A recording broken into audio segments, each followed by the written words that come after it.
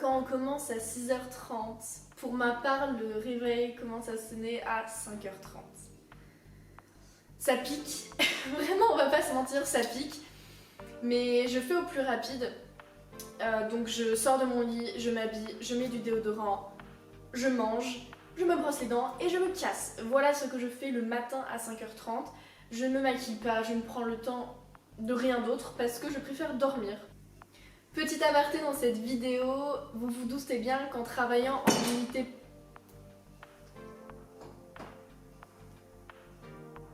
Reprenons. Vous vous doutez bien qu'en travaillant auprès de personnes qui ont des troubles cognitifs, c'est compliqué d'avoir leur autorisation pour les filmer, donc il y aura aucune vidéo de résident, aucune vidéo de toilette. Je vais pouvoir vous décrire tout ça bien sûr, mais après vous n'aurez que des images qui vous montrent ce que je peux faire, mais vous allez me voir préparer des repas, enfin voilà, ce genre de choses. Donc ce que je vais dire, ce que vous allez entendre ne va pas forcément être lié avec ce que vous allez voir, mais j'espère que la vidéo va quand même vous plaire. Donc voilà. Quand j'arrive à 6h30 du coup au travail, on commence par les transmissions avec les veilleuses de nuit. Donc tout simplement les veilleuses de nuit, c'est les aides-soignantes qui sont là la nuit et qui vont nous faire un résumé de tout ce qui a pu se passer.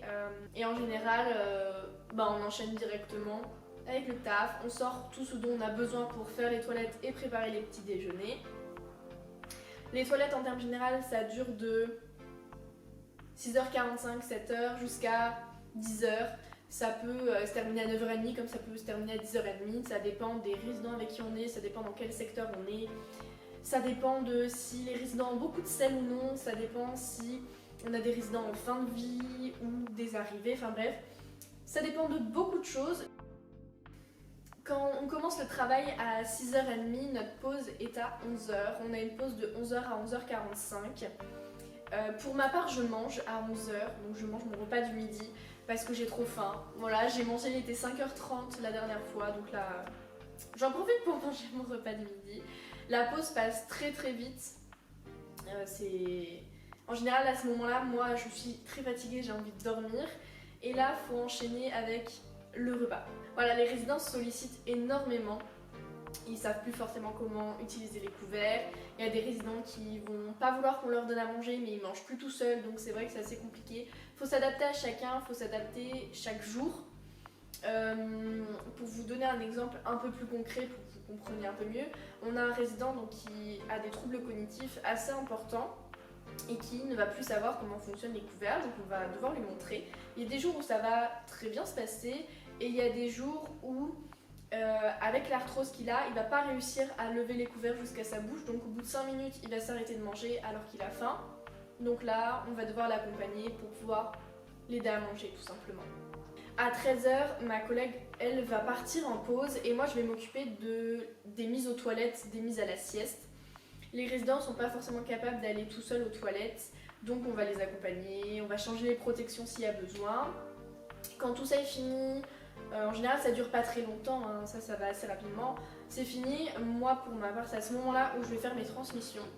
Donc on va se connecter sur internet, on a un logiciel exprès où on va noter tous les soins qu'on a fait par rapport à chaque résident.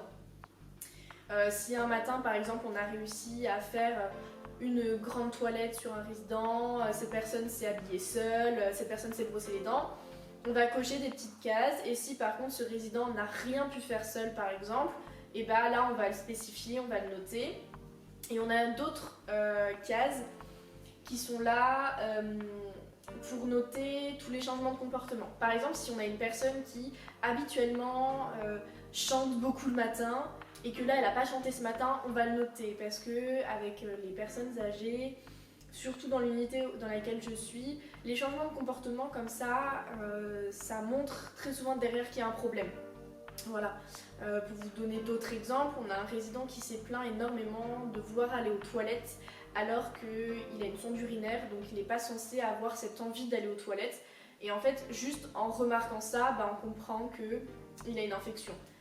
C'est des petits détails comme ça qui s'apprennent très facilement en fait, quand on est là-bas. Mais c'est des petits détails qu'on va noter dans les transmissions pour justement l'équipe d'après-midi qu'elle puisse, elle, regarder est-ce qu'elle remarque les mêmes choses, est-ce que le résident a arrêté de se plaindre, est-ce que le résident a plus mal, et les infirmières, elles aussi, sont prévenues. Donc voilà, cette vidéo se termine, j'espère que vous aurez appris des choses. Vous avez à peu près une journée type pour une aide-soignante. Il manque plein de détails, mais le but c'était pas forcément non plus de vous détailler tout. Des matinées peuvent être des fois très longues, des fois très courtes. Ça varie en fonction des résidents. Vous avez mon ressenti, donc par rapport à une autre aide-soignante, elle aura totalement un autre ressenti. Mais voilà, j'espère que ça vous aura plu et puis à la prochaine!